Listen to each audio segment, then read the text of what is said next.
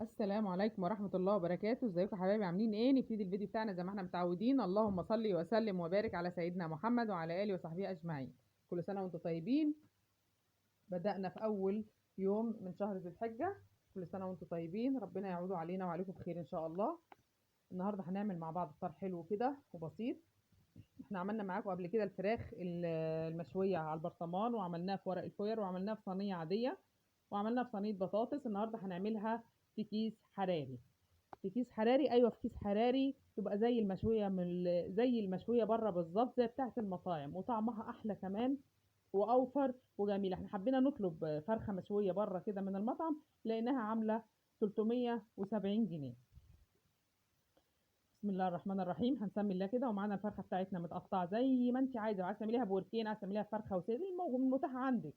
المهم بتحطيها. احنا معانا الفرخه متقسمه زي التقسيمه اللي انت عايزاها. ومعانا بص بقى البهارات دي اساسيه. البهارات دي اختي كانت جايباهولي، بس جربتها في كذا اكله، بتدي تيست جميل وبتدي طعم في منتهى الجمال. احنا معانا بصل وطماطم وفلفل، ومعانا صلصه، معانا البهارات بتاعتنا، معانا خل، معانا زيت، معانا الفلفل، كمون، ملح، كزبره ناشفه. هنشوف مع بعض دلوقتي هنضيف ايه. هنبتدي الاول بالبصل. هنبتدي نخرط البصلايه كده اللي معانا. احنا معانا بصلتين كده وسط، ومعانا طماطمتين، ومعانا قرنين فلفل.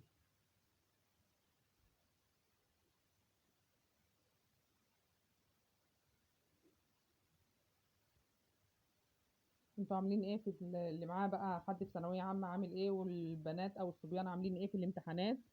ادعوا لهم، ادعوا لعيالكم وادعوا لعيالنا. واللي ما عندوش حد في الثانويه العامه يدعي لجميع الامه الاسلاميه جميعا يا رب. ربنا يفرح كل واحد بعيله يا رب، ويدخل الفرحه على كل بيت مسلم.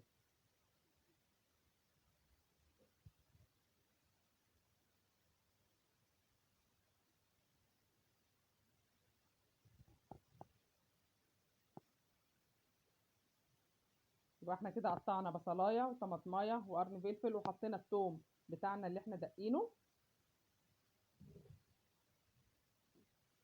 خلصنا تقطيع البصل بتاعنا. هنحط البهارات بتاعتنا دي: شطه حمراء وكمون، فلفل اسمر، بهارات، ملح.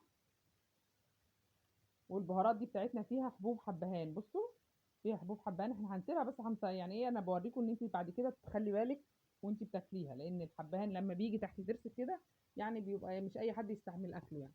ومعانا معلقتين صلصه ومعلقتين خل. لو عندك عصير طماطم مفيش مشاكل، بس انا كان متاح عندي الصلصه.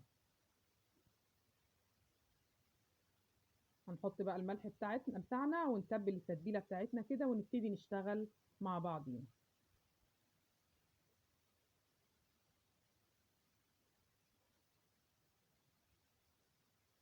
هنجيب الكيس بتاعنا. بص انا بجيب العلبه بيبقى فيها حوالي 9 اكياس. ايوه كان 9 اكياس ب 15 جنيه.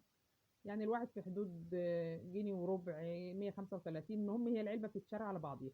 هنبتدي كده نحشيها بره وجوه، ونفتح الكيس بتاعنا ونرصها فيها. زي ما قلت لكم الفرخه دي متربيه في البيت، وانا الفراخ اللي بتبقى متربيه في البيت انا ما برميش منها حاجه خالص. يعني الرجول دي كمان انا طالما من الفرخه متربيه في البيت انا بحبها. والرجول عشان تبقوا عارفين فيها نسبه غذاء جامده وفيها فايده جامده. هنبتدي نتبلها كده ونرصها واحده واحده.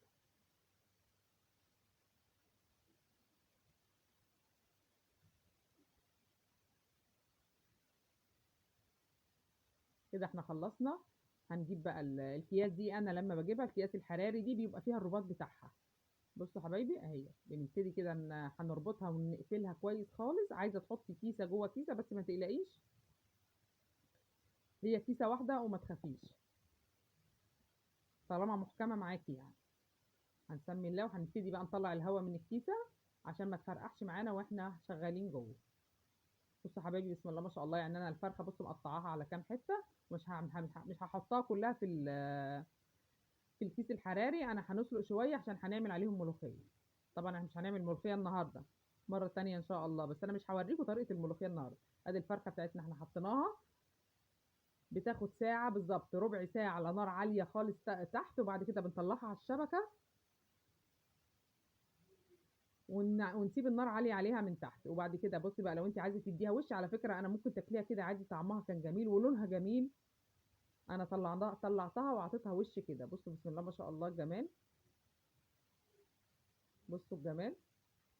كل سنه وانتم طيبين. لو عجبكم الفيديو اعملوا لنا لايك كومنت حلو واشتراك، اهم حاجه الاشتراك عشان قناتنا تكبر بيكم، وفعلوا زر الجرس عشان ينزل لكم كل جديد. وعايزين نشوف تعليقاتكم الجميله، وشكرا جدا على الناس اللي بتتابعني وبتعلق لي واحلى كلام منهم. كل سنه وانتم طيبين، ربنا يفرحكم ويفرحنا جميعا يا رب ويفك كرب الجميع.